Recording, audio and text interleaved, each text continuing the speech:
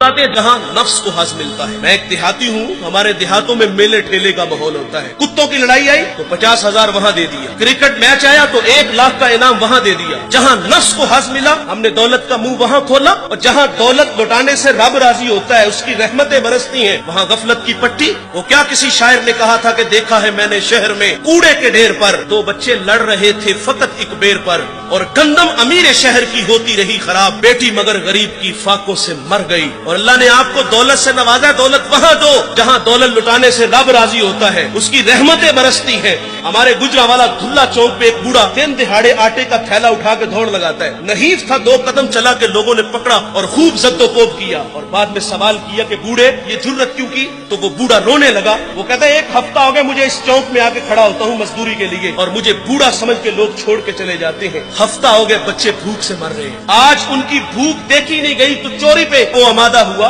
اور دولت جہاں لٹاؤ۔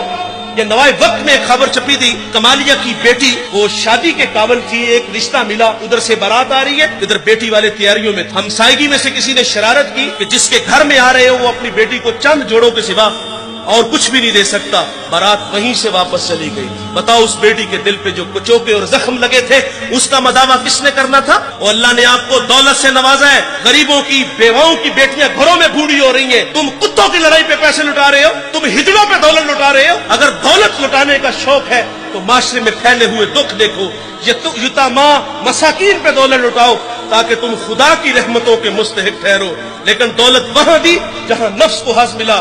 جب اس بیٹی نے کہا کفل مجھے بھوک تیرے تک کھینچ لائی ہے، یہ ایک جملہ کفل کی ہدایت کا سبب بنا، دل کے آئینے پہ چوٹ لگی، کفل رونے لگا، ہاتھ جوڑ کے کہتا ہے بہن مجھے معاف کر دے، تو جس عزت سے آئی ہے اسی عزت سے واپس گھر چلی جا، اور میرے لیے دعا کر کہ میں بڑا ہی کتا انسان ہوں، اللہ مجھے معاف کر دے۔